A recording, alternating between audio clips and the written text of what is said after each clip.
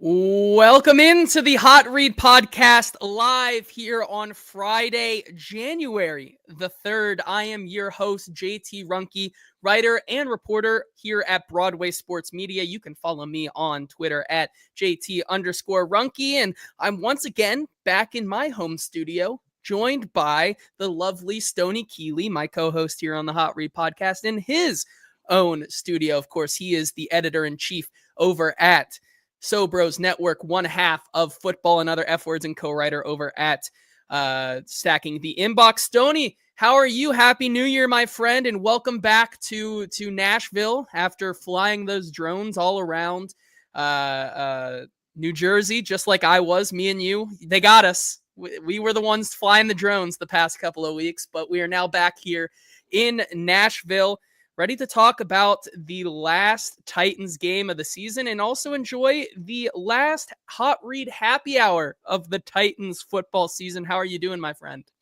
Doing well, JT. I'm fired up. I'm ready to be back. I'm not fired up to talk about this football team. I'm ready for this season to be over with. But you know what? I got something special as we see the chat filling in. A lot of our regulars hopping in on this Hot Read happy hour. The greatest sound you can hear on a Friday afternoon. Let's get it all together. Everybody, if you got them.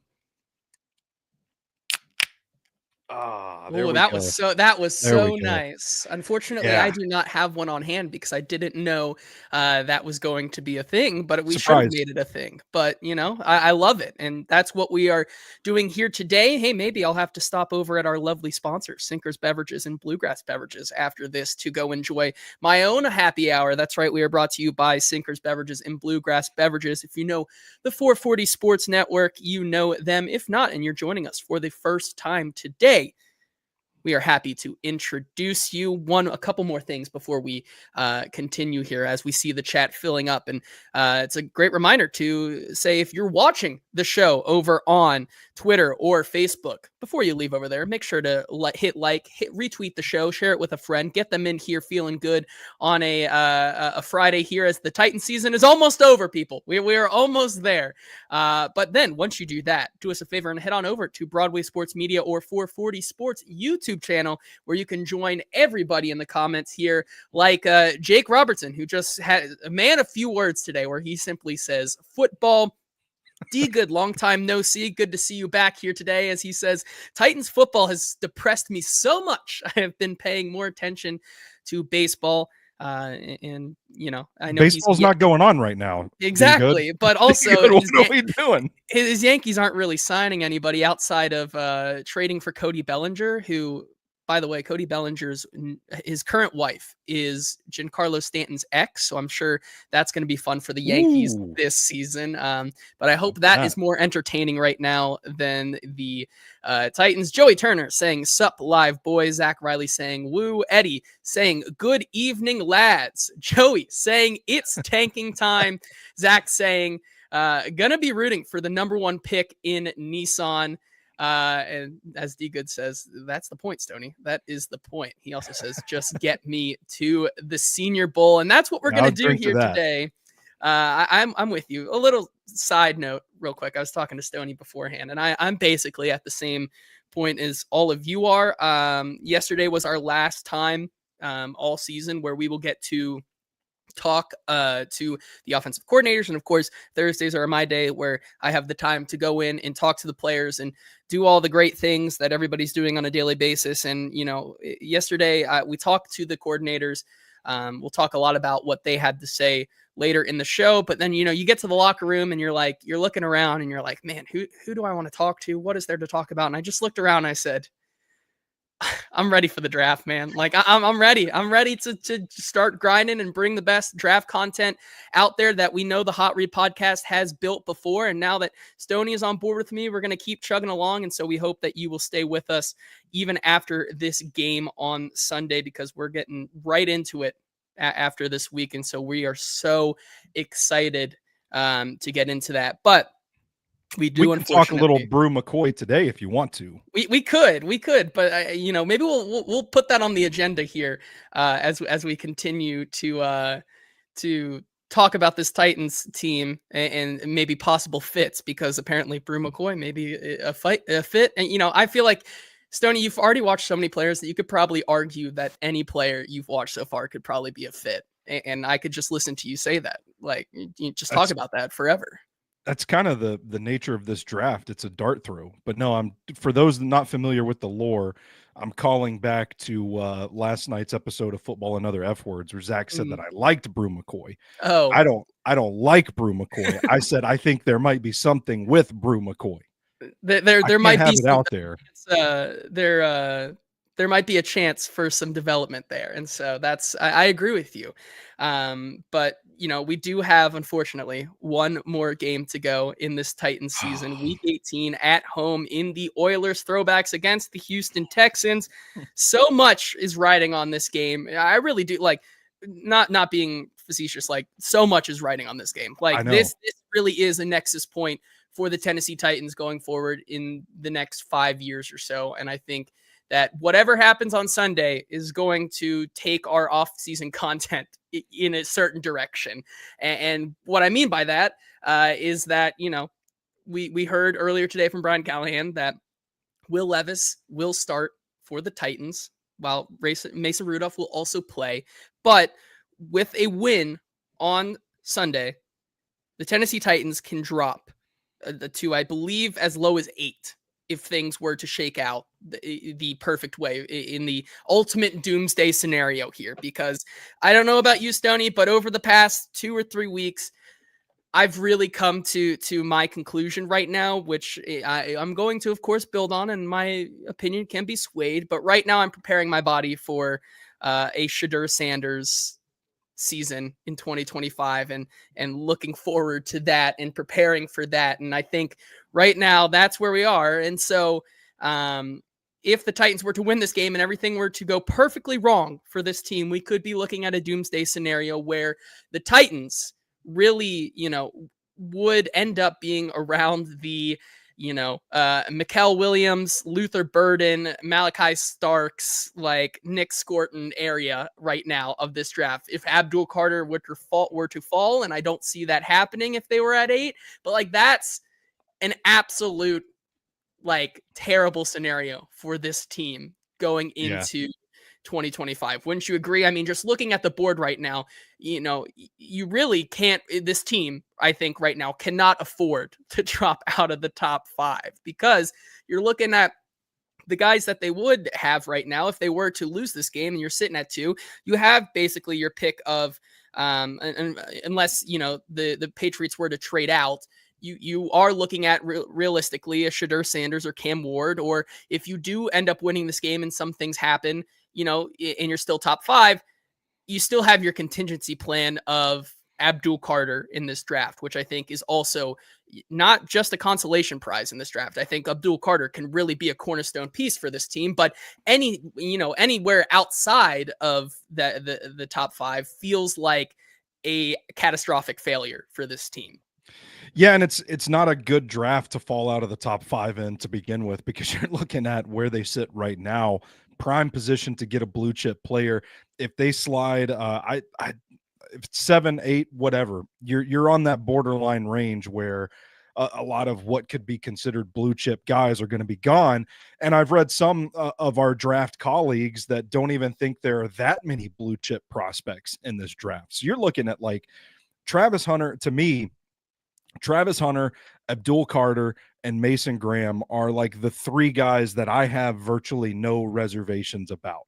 And I can be talked into some guys like Will Johnson. I'm a big Malachi Starks fan. What's the fan base's reaction going to be if they slide and like Malachi Starks is the pick, or even worse, Will Johnson is the pick? You go cornerback. Like, everybody reamed. I think it was the 33rd team that put out that tweet, the mock draft where the Titans took Will Johnson. Everybody was up in arms about that. It's just a mock draft in like December. What if that's the pick, though? And it makes sense because L'Jarius Sneed fighting through injuries. Cheeto has been banged up this year. Even when he came back, he got benched for a little bit. Now, I know he came back and played pretty well, but you're talking about a riotous fan base that is already calling for leadership's heads at the top of this thing.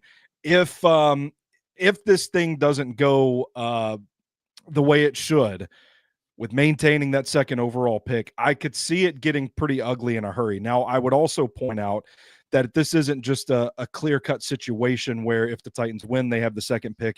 If they lose, they have the seventh. Blaine and Zach did a great job of breaking this down on Cover 2 today. I think they said Justin Graver did the legwork on it and found that I it's was like, gonna, I had that lined up well, here if we all wanted to right. go through those real quick, just to get them all right. Yeah. But yeah, I think that's important to say that when we talk about an ultimate that's the biggest doomsday scenario right there. You fall to 8 and you're looking at like And you take Will Johnson.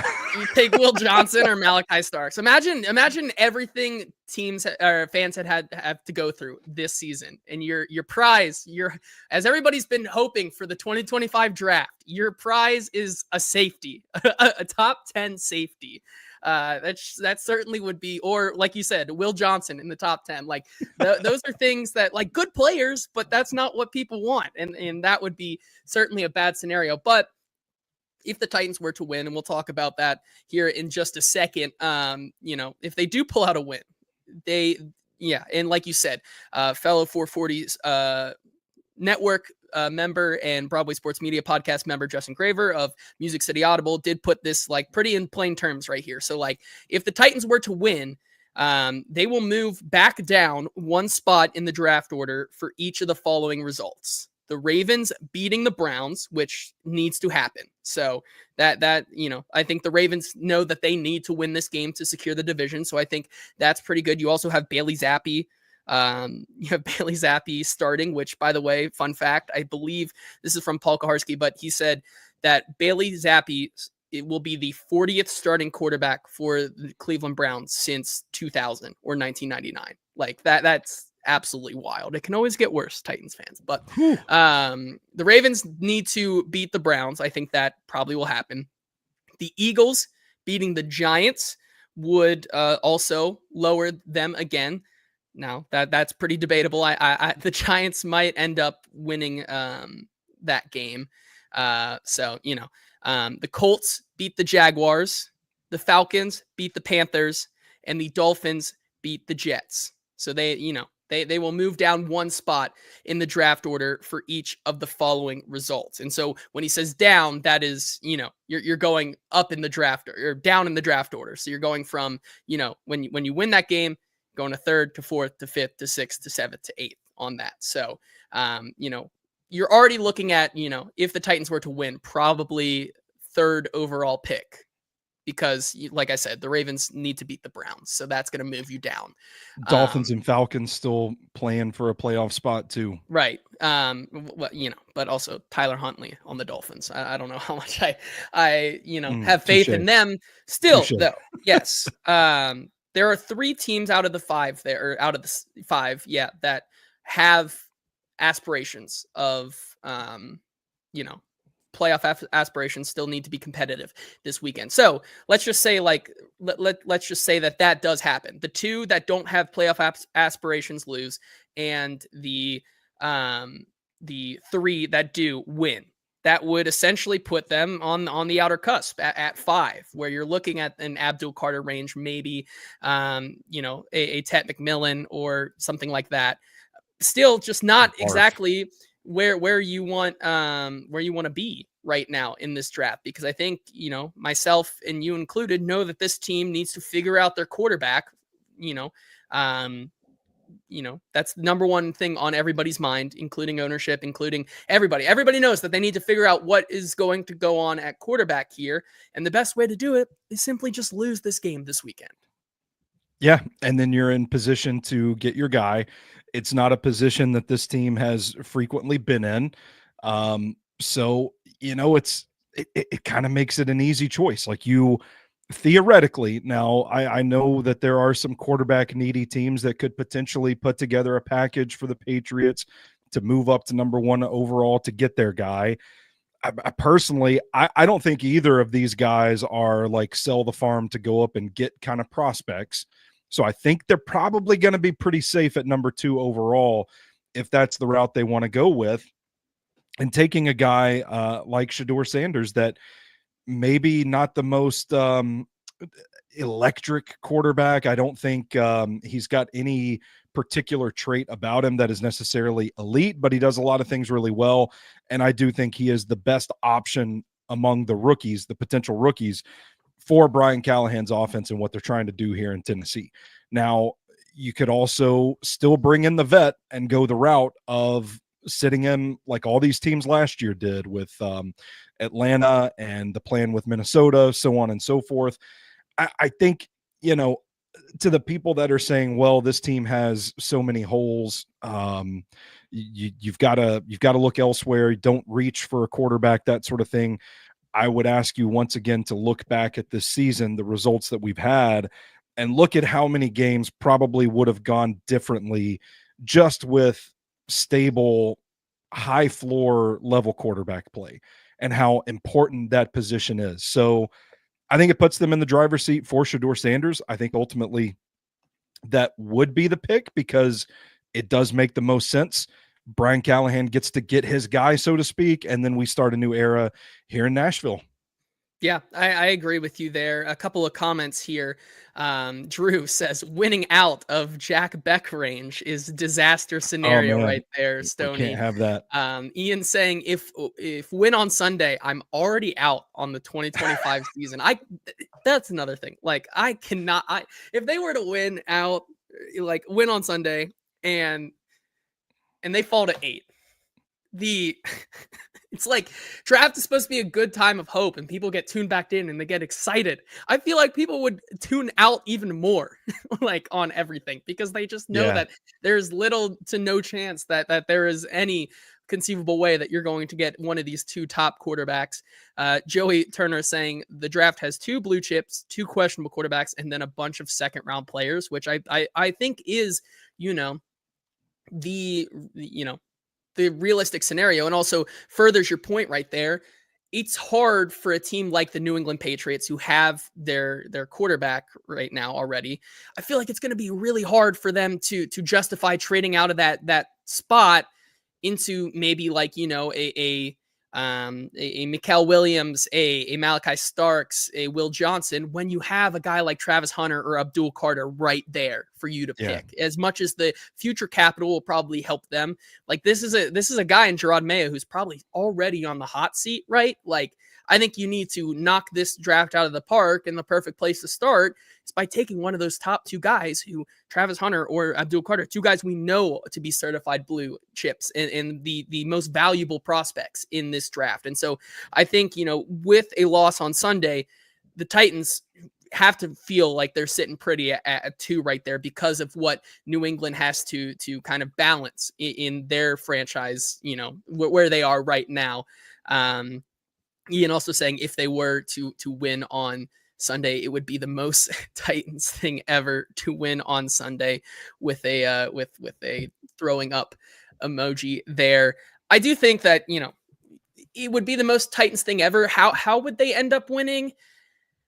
I don't know, man. Like the path, I think, would be just like Will Levis absolutely like lights things up and goes off script and like just does like pulls out the it's Will Levis time like for the ages and just goes nuclear and you see like a bunch of busted coverage and Calvin Ridley is scoring 60-yard touchdowns and things like that, because I think that you and I and everybody in the world right now knows that this team is better off tanking. And so, is that what I think Will Levis is thinking about? Not necessarily. I think he wants to put good, genuine, consistent ball on tape.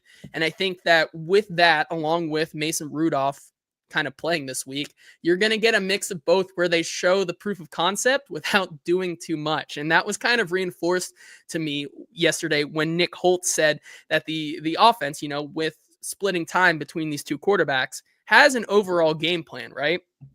But both quarterbacks will have their favorite kind of plays, so to speak, on third downs and red zone play calls that are specific to them. To me, that is like, that's great, but that also just feels like it breeds dysfunction in a game plan, to be honest. And so I feel like it's not, it's kind of saying we're shooting ourselves in the foot without saying we're shooting ourselves in the foot, and giving them the best chance to succeed while all the other pieces around them, are probably suffering at the hands of that. Would you agree with that? Yeah, I can already hear the press conference on Monday. Like, gee, you know what? Maybe it wasn't such a good idea to have specific plays in mind for each quarterback and to rotate. Maybe, yeah, you know what? Maybe if we had just stuck with one guy, we would have won the game. But oh rats, we lost it. Yeah, I think that's where I am. And so like I'm not too worried about them. But as Kenneth says here in the comments, good to see you, Kenneth. He says Brian Callahan better understand the assignment. Yeah, I agree. But I also understand that with this team, in all likelihood, and we can get to Ed Henry's question here in the comments here in a second about possible futures for Will Levis. But, I do think that Will Levis he certainly won't get cut. We saw what young, inexperienced quarterbacks got on the trade market last year. I think it would be foolish for the Titans to cut Will Levis, but, it is a good idea to get some more reliable film on him to end the season here in a game, in an absolutely meaningless game where you have to lose, so that we can kind of, maybe, bump that Yeah. stock up a little bit, Well, I mean, if you think about what the narrative is about Will Levis right now, it's a guy that couldn't cut it, so he got benched, and they've moved on to Mason Rudolph. It's like the aftertaste of this whole thing. If that's what your experience with the Will Levis train has been, you're probably not thinking too favorably of him. So at least give him the chance to go out there, put some good things on tape, and yeah, potentially boost his potential trade value. Yeah, and it also this is another thing. I think it's good for him because when we talked to Will Levis, I believe on Wednesday, we heard from him say, it's nice that my final throw or my final memory of the 2024 season is not going to be a pick six, which is something he brought up We don't know that. unprompted. So like, right, we don't, We don't we know don't that. know that, but right now, like he's going to throw more footballs, and I think that's a good thing for a young guy who, even after that game, told us that there have been times this season where his confidence has been shot, and things just like, as competitive as he is, have just like not gone well for him.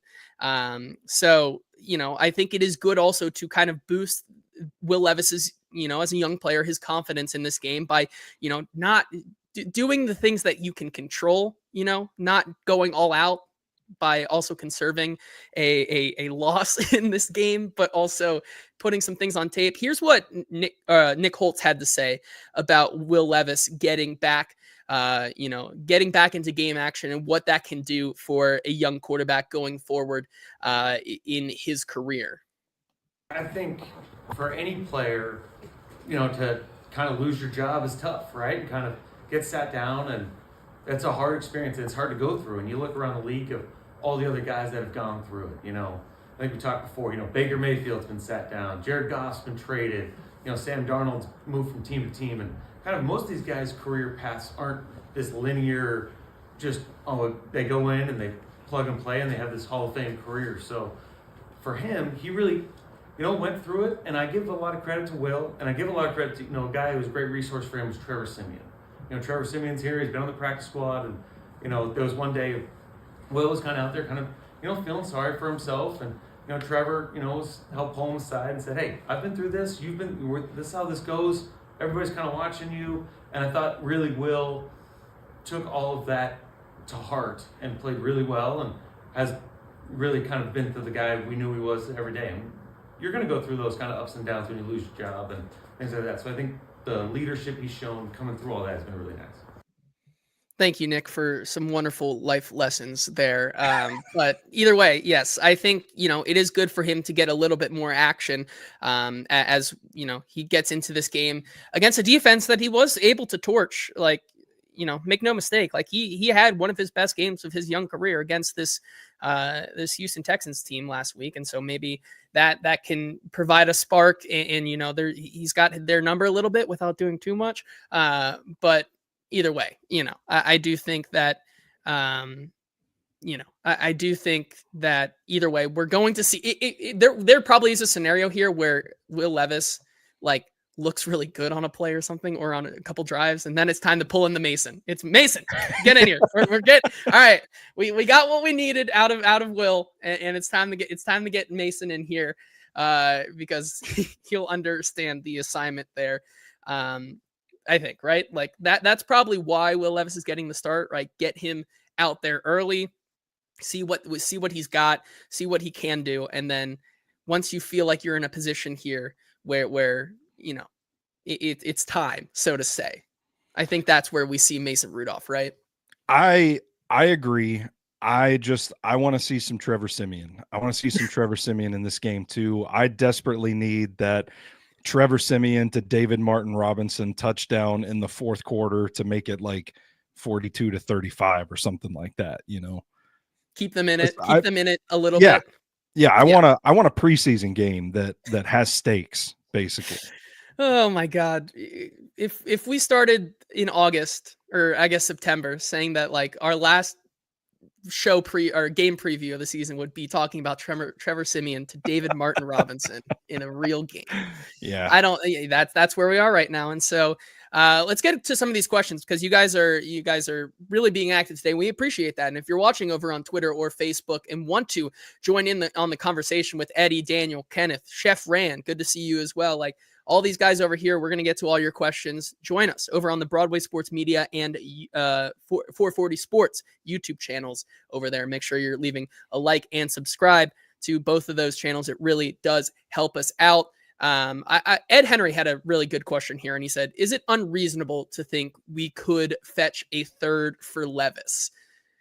It's not. I mean, it depends where you think. Like here's where you are. Like, if you think Will Levis, from a talent perspective, is on like the same level as like a Kenny Pickett or a Sam Howell, I've seen stranger things where you could see them throw in a pick. Like, it's not going to be a straight up third for Levis, because we saw last year, right? When the Eagles traded for Kenny Pickett, they got Kenny Pickett and a 2024 round pick in exchange for a 2024 third. So like that, like, and a 2024 third and a pair of 2025 sevenths, right? So like, you're not going to get rid of Will Levis here for one, but looking at what the Titans have right now, is it inconceivable that, you put Will Levis in a fourth, or maybe like a fourth and a sixth or something, and get back into that third round this season? I don't think that's unrealistic at all based on what we saw last year, right? Like, you look at Sam Howell as well.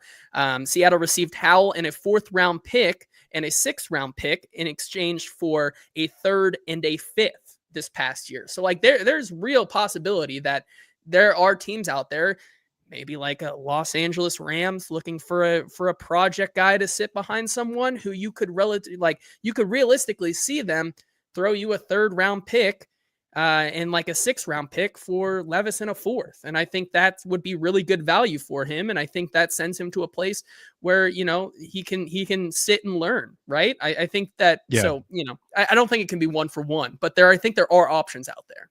You took the words right out of my mouth. I was going to say, like, it's not going to be a straight one for one thing, but I could absolutely see a scenario where, the Titans give up Levis and a fifth for a third or something like that. By the way, I would also commend Nick Holtz for going ahead and planting the seeds out there in the public about Baker Mayfield and Sam Darnold and all these guys that have been journeyman quarterback that have worked out later. Like, yeah, let's get that narrative out there. Will Levis is just the next one of those guys. For anybody that might potentially see this and want to trade for Will Levis, just know he's in that same class of guys. That's what you're getting. I love it. Fantastic work.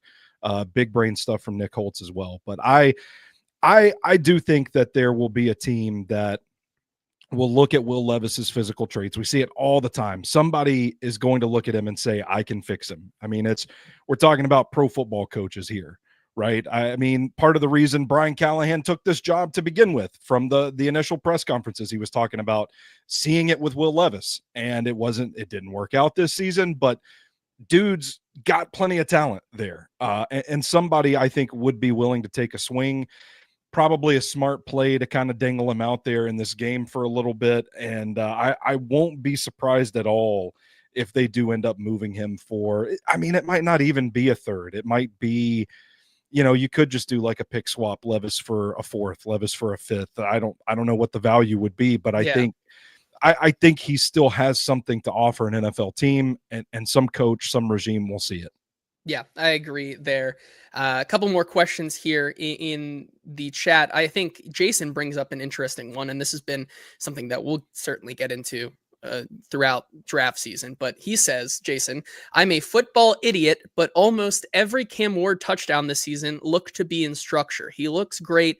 He moves well in the pocket. What am I getting wrong? And this is something I think both of us have some strong opinions on. Personally, I'm out on Cam. I think what you're getting with him is a lot of the same things with Will Levis right now. And it comes with that, the inexperience to operate in a system like Brian Callahan's, right? And I think that's where I really find where people are missing. Like the touchdowns look really, really nice, but getting him to be consistent and operate on a consistent basis, much like Will Levis, inconsistent footwork, inconsistent, processing ability.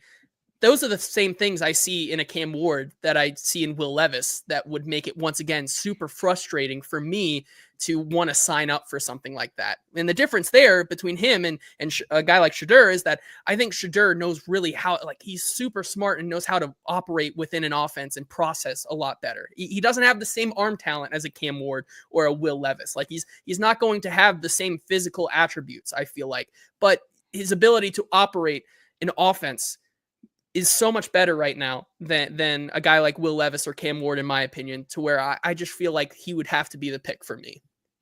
Yeah, I mean, we're gonna get absolutely dragged for this, but I do think if you take Cam Ward, I think you're signing up for more of the Levis experience. It's not to say they have the same deficiencies per se, but I think a lot of Cam Ward's stuff is just really dumb turnover worthy throws. I mean, he never seems to make a habit of resetting his feet and throwing when he's on the run. He throws across his body. He throws off his back foot all the time. Technique issues, like the decision making is just questionable. I think there's been several times on his tape that he's been bailed out because of playing against college cornerbacks. I just don't. I think there's going to be a lot more reckless football if you draft Cam Ward to be the guy. Now, I'm not denying the man's playmaking potential. I'm not denying his arm talent. I think from just a pure talent perspective, I think Cam Ward probably is the most physically talented quarterback in this class. But you've got to have it from the neck up to operate within this offense. And we just went through a case where a guy that was pretty reckless with the ball, didn't really play on time, fizzled out here. I don't want to go through it again. Now, I'm not comparing Will Levis directly to Cam Ward one-on-one, but I'm saying from a stylistic standpoint, Ward is very reckless with the ball, and that is the parallel that I draw between the two. And I don't want it. I'm good. If you're taking Cam Ward, I personally don't think he's a week one starter in the NFL. I don't think it would be wise of one of these quarterback needy teams to draft him in the top 10 and put him out there to start the season. I think he is a guy that should go sit somewhere for a little bit and develop and try to rein in. And then maybe you reap the benefits of drafting him and that talent, harnessing it in a more productive way. He just scares the shit out of me. Yeah, and Kenneth, he says his vision and processing is far better than Levis, but Ward can be reckless, and I think that there's something to be said that when you're going up against these college style defenses, sure, put him against NFL caliber talent and see if that is the same, and that's where you start to see him revert to those Superman tendencies that we saw with Will Levis, right? I think that's where. What you're signing up for, like you just said, I absolutely agree with that there. And so it's going to be fun to talk about these top two guys, for a long time this off season. And I can't wait to get into it. Eddie says, if the Titans were to drop to like the 7th overall pick, he has a great idea. And I agree with this one. Luther Burden at 7 is a great consolation prize. And we'll get into that so much this season because I am a Luther Burden truther. I wish the Titans and me both. So I'm excited for that one for sure. He is. I'll say this, JT. From where I sit right now, he's wide receiver 1 to me. I don't have too many reservations about saying that right now. People love T-Mac for some reason. They do. I can't get James Foster's tweet out of my head. That's gonna ruin my evaluation of T-Mac. Are you talking about his bro sodas Arizona tweet? Yes. I oh can't. my God, I think it's James's best work. I really do.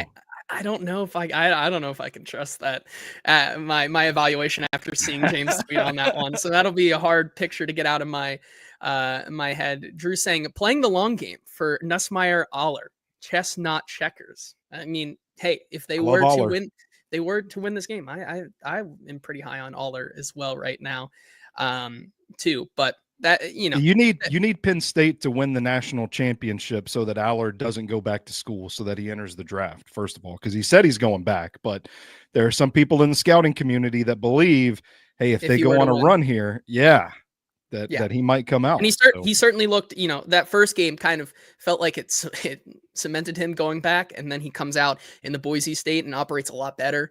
And just was a lot more clinical with the ball. And I think, maybe you start to see those wheels turn after a week or two off of football. And so you see those things come back, and maybe you say, oh, okay, maybe he could be the guy right now to come out and kind of shake up this entire draft right now. All right. We could dive into so many draft things right now, but we do have some other Titans topics to talk about. I agree. I would love to sit here, but I do want to bring up a couple more things before we end off the Titans season. First of all, I think this is something that has gone completely to the wayside and should be mentioned, but this is Azeez Al-Shire's first start back since being suspended. So pray for everybody, because he is now the villain number one. So that'll be interesting. The Joker. He is the Joker. And maybe that worries me a little bit to see how he returns. And then the other thing that, was announced earlier today, John Ojukwu, man, what a season for Ojukwu Mania. From being dead, I want to say like 4 or 5 times. It was already. It was 4 times, I think. 4 times he's been killed. He's a cockroach, man. John Ojukwu is getting the start at right tackle. Nick Holtz yesterday said we would love for Ojukwu to win the job. What are we doing? Like, I can't. This has been a crazy ride to the season. And Stoney, the bottom line here is that Ojukwu Mania just I can't kill it. I can't kill it. I can't. Well, it's impossible. It's like I told you before we started recording. I'm like, it's the last game of the season. He is the starting right tackle. John Ojukwu won. Ojukwu Mania won. All right. Now everything we get from here is just the cherry on top, man. This is going to sound crazy to say, and it's not necessarily a ringing endorsement of John Ojukwu, but I think if you watch the tape this season, he's been their most consistent option at right tackle. And I know he's a little lighter. I know his anchor has been questionable at times, but man, he's really found his footing these last couple of weeks, and he's playing some pretty good ball right now. I'm not saying that he resolves your right tackle problem. What I think is you still got to go get a right tackle that's probably built a little more for what Bill Callahan wants out of this run scheme. But what I think the positive development for John Ojukwu is, they like to use him in jumbo packages. They line him up at tight end some. I think if he could develop into your 6-man swing tackle that can kind of fill in a pinch wherever you need him to play, that's a positive development for this guy. So you know what? I'm not ready to say that Ojukwu Mania is here to stay, but I think the 2024 campaign has been strong. I think the fact that we're sitting here on January 3rd, 2025, and Ojukwu Mania is still even remotely alive, I'm counting that as a victory lap for me. You kind of have to, because myself and everyone else has tried to kill it multiple times, and it just always comes back. I don't know how to kill it at this point. It's just inevitable. Drew says the Ojukwu hive never dies, and Jack Ripper saying the O-line is improving. They are, Jack. Yeah, a couple more things, some guys to watch out for. Calvin Ridley, of course, is 59 yards away from reaching 1,000 yards this season, which I think, it would be a nice touch for both Calvin Ridley and this offense, especially when this offense was supposed to come in and revamp and make it more kind of a little bit more prolific. Not getting a guy to 1,000 yards on your team in year one of a new offensive regime doesn't look great, in my opinion. It certainly doesn't look good to maybe potential free agents who could be wide receiver ones out there looking for a new home, specifically guys who are from Tennessee. Not getting a guy to 1,000 is not a great look for your team. But anyway, like I think it is, to kind of continue the narrative that Calvin Ridley has been a solid contributor to this team down the stretch of the season. Getting him to 1,000 yards would definitely be, I think, a good thing for this team. And I think they know it.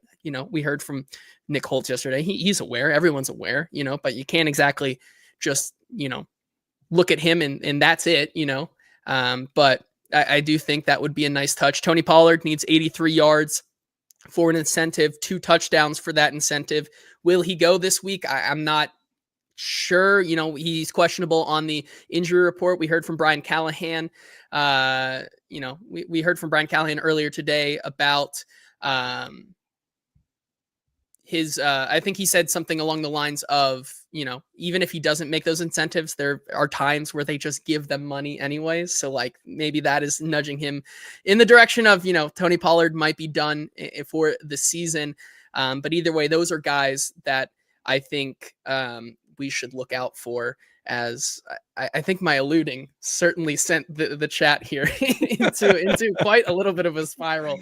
But I think, it's good to see proof of concept. Now, do I think it's realistic that there's a chance that T. Higgins could sign in Tennessee? Not really. I do think that this team eventually somehow is going to need their own young wide receiver of his own, especially.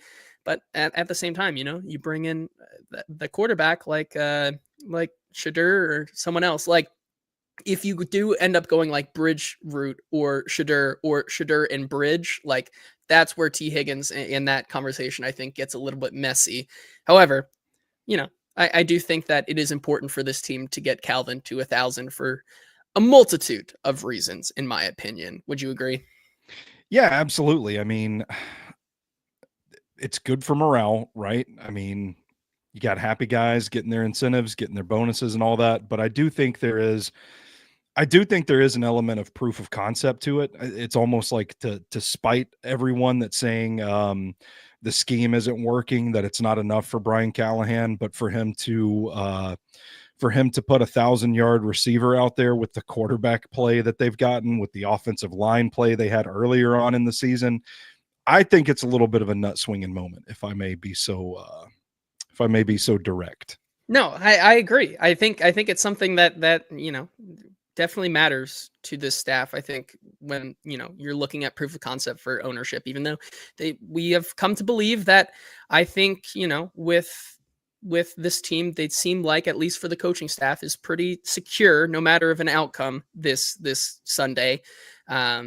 For themselves, I think proof of concept is definitely important there. All right, Stoney. Before we continue here, we've got to give a shout out to our wonderful and amazing sponsors, Sinkers Beverages and Bluegrass Beverages. Sinkers Beverages, of course, has been serving the East Nashville community for almost 40 years. They are a 4-time Best of Nashville Liquor Store of the Year. Going to try to do it again in 2025. Can't say the same year now because we're in a different year, but they're going to be looking to be back and better than ever because they simply have the best selection of beer, wine, and spirits to offer around the Nashville area.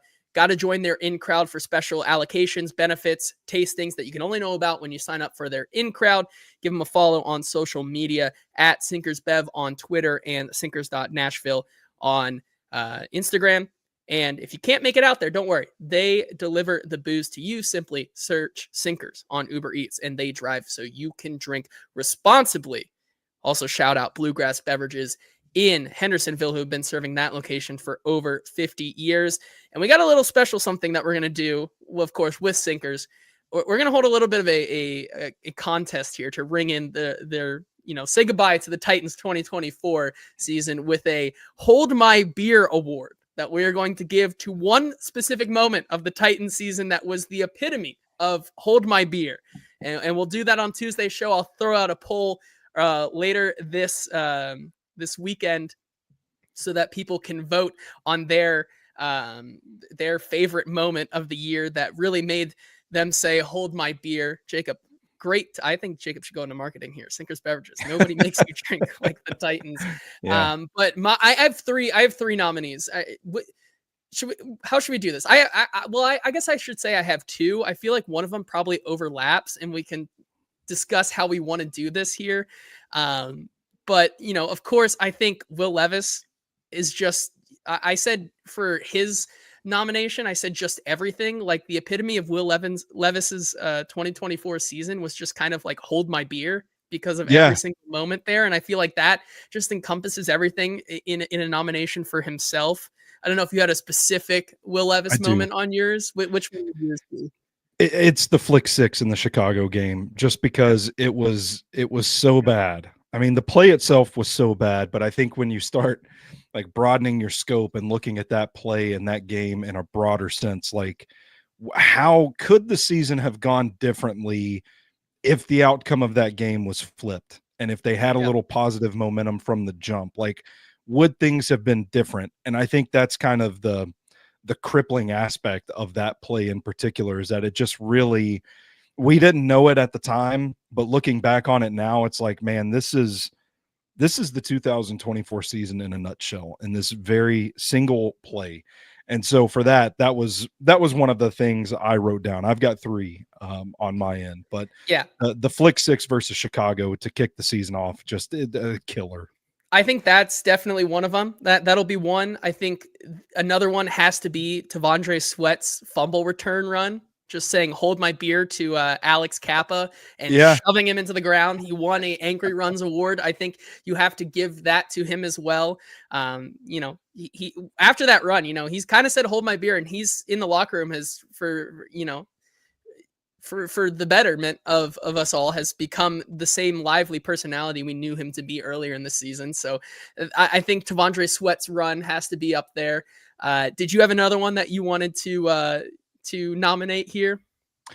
Well, just when we thought the defense was really going to start carrying the team, Arden Key said, hold my beer, and told somebody in a locker room that Drake May is not a rushing threat to take off. The Patriots aren't really a threat to run the ball from the quarterback position. And while they won that game, thankfully, they struggled with mobile quarterbacks all season long. And I don't know if there's just something permeating down from the vents over at the facility or what, but just they don't seem to be able to get it together against these quarterbacks that got a little wiggle to them that can take off and run the ball. I mean, they made Mac Jones look like a rushing quarterback just last week on a couple of plays. So I think that was a moment for me where it was like, hold my beer, we'll show you what. Yeah, I like that one. So we have in the chamber. We have those three, and then my fourth one here. I'm gonna say my last hold my beer moment of the season is just every time we got to talk to Colt Anderson, because I feel like because Colt Anderson would just say hold my beer and just go up there and just like, not to rag on the guy too much, but just like have the most disaster class moments of the season in a press conference. I feel like from saying that it's not an effort thing to saying he needed more effort in the span of 3 minutes to saying that when he was talking about how he could improve, is that he said he didn't really know what his guys knew, or it was just like his guys were not prepared. He was assuming guys knew, and that was one of the things. Assuming a little too much that guys knew what to do. Yeah. That's got to be one for me. That was my third one. Was it really? Okay, perfect. Just when Brian Callahan goes up there and has a bad press conference that everybody's making fun of him for, and people are saying, oh, he's not manly enough to be the coach of the Titans. Colt Anderson says, hold my beer, goes up there and says that he just assumed guys knew what they were doing on special teams. Yes, I agree there. I think Colt Anderson's done a fine job on special teams the last several weeks, but maybe, we talk all the time about players need to undergo some like PR training when they enter the league. Maybe some young coaches should go through just a couple courses on this kind of stuff before they start saying stuff like that. Yeah, I agree. Joey has a good one as well. He says, nobody can run on us. Hold my beer. Immediately gets run on for 350 yards in the next game. That's a good one. I like that one. I also just don't want to get yelled at by Jeffrey Simmons because you never know if he's watching. I don't think I'm blocked yet. So are you actually going to give them the award for this, by the way? Oh, no. Okay. This is just a Hot Read podcast special thing. Because Jeffrey Simmons might punch you in the face. Yes. Yeah, you might get bodied stuffed in a locker for that. Yeah, but either way, I think those are our 4 Hold My Beer Award nominees there. Will Levis, especially just everything, but mostly the Chicago interception. T'Vondre Sweat's Hold My Beer, runs 30 yards, puts Alec Kappa in the ground. Arden Key, I totally forgot about this one. Arden Key saying that Drake May can't run, and then Drake May runs for 90 yards, and Colt Anderson's press conferences, essentially. So those are going to be our 4. We'll vote on those over the weekend, and then we'll have a winner on Tuesday's show after the game. Excited for that. I think I just thought of that, and I thought it'd be really funny. So we will do that. Final thing before we get out of here. Just kind of looking ahead to the offseason, because there are a couple things that I want to touch on here.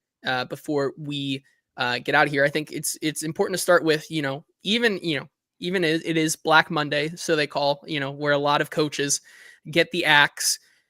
Do you think that there's a chance, regardless of any outcome, that there is, so to say, like a sacrificial lamb that comes out of this? Like, is there a loss, or is this season just, outside of the excuses that we've seen, just so bad that there has to be a guy to fall on it? Or do you think that this entire regime, I guess, coaching staff, I should say, is able to make it to the 2025 offseason?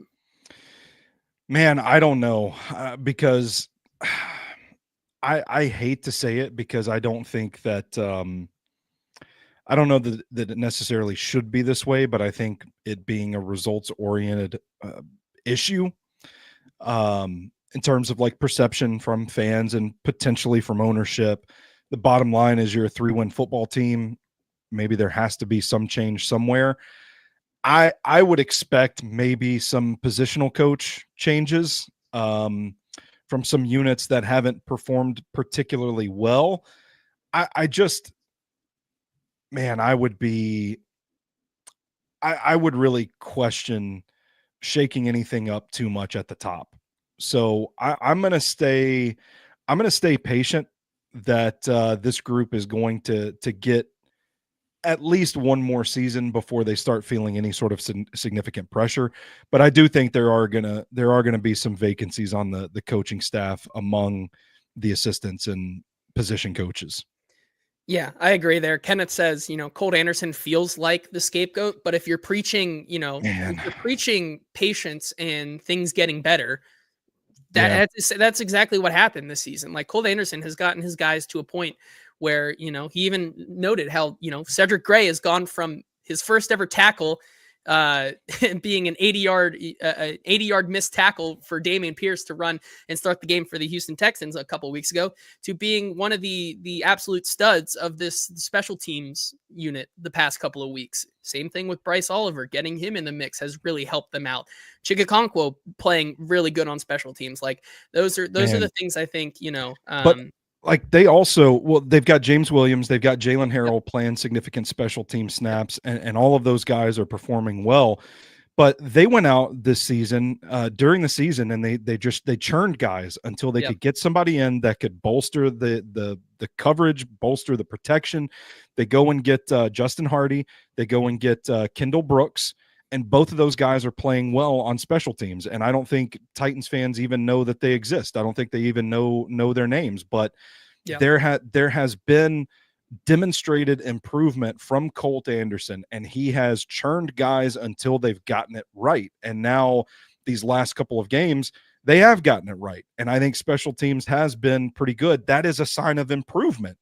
And so if Colt Anderson were to be the sacrificial lamb, it would be for reasons that pertain to public image.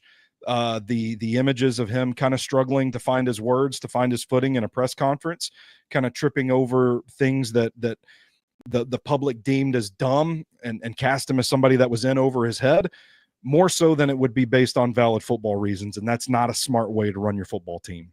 Yeah, I agree. And the last thing I want to say about that as we enter, this weekend and Monday, the idea that one of, either like a Chad Brinker or a Ran were to get canned, I think is pretty silly. Daniel says, if they fire Ran, I think they should fully promote Brinker. The problem with that is that I don't think that changes anything, right? Like, yeah, we've seen, both Brinker get a promotion and Ran Carthon get a promotion, and both have their hand in the makeup of this roster. Like, you're not axing one of them to bring in a fresh idea from the other. This has been a collaboration.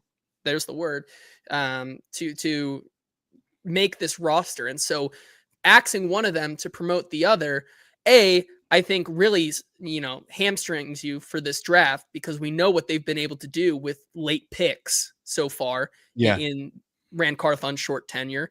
But B, doesn't change anything organizationally, in my opinion. And so I think that's why it's a little silly for me to think that one or the other goes.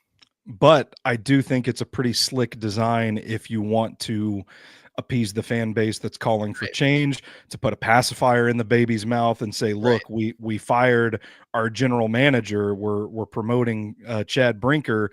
There's some change in the building, but really it's continuity. It's more of the same, because same picture. It's the office team. It's the same picture. It is. So I mean, it is kind of uniquely structured in a way that they could pull something like that off. Again, I don't think that's a smart way to run your football team, but that is the scenario that I could see playing out more than Brian Callahan getting the axe. Yeah, I agree with you there. And then the final thing, I just have a hot take that before we get out of here, that I want to get off my chest for Titans fans specifically, if you end up actually wanting to watch this game. And it's that when we talked to Denard Wilson earlier yesterday, kind of asked him about what, maybe scheme changes or personnel. Is it more of a scheme change you think that needs to happen on the defensive line to create more pressure, or is it more personnel driven? And he said it was a mix of both, but he likes where the scheme is at, and that they have to take a real good look at the personnel they have right now, which leads me to my hot take, where I do believe that this is most likely, for my money's worth, not based on anything other than what we heard from Denard Wilson yesterday, that it may be Harold Landry's last game as a Tennessee Titan. The most tenured Tennessee Titan might be playing his last game for them. And look, I mean, it really comes down to there's no more guaranteed money on his contract, and you just have not. He just hasn't been the same player. And so I think that's someone who this new regime has tried to get going and just hasn't found success. And, as much as fans might just want to trade him outright, I don't think there's going to be that much of a market for him out there, just because of how he's ended the season. And so that's my hot take, that this is, there will be a new longest tenured Titan after this game, because I don't foresee him coming back in 2025. Do you feel like just nobody has talked about Harold Landry at all this season, like good or bad? I just don't feel like anybody.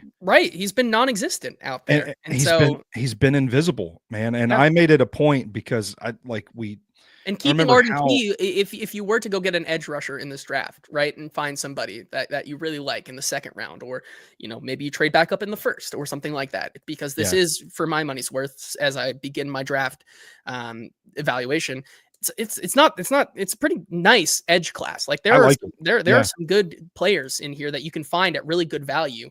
But I do think, for my money's worth, Arden Key has been better, and he's going to be cheaper than what you'd have to realistically pay Harold Landry next year. And so, yeah, I think he just needs to be slotted properly into the rotation. Like I don't think Arden Key is the guy that you're going to go out there, you're going to deploy to do everything for this defense. I think he is a situational pass rusher, and he's shown at times this season that he can be pretty damn good at it. I just don't think you can count on him to be that jack of all trades, every down pass rusher that can do a little bit of everything. And they desperately need that guy. There's just virtually no threat on the edges when you're playing this defense. And I think it's a massive problem that they've got to fix. Yeah, I agree.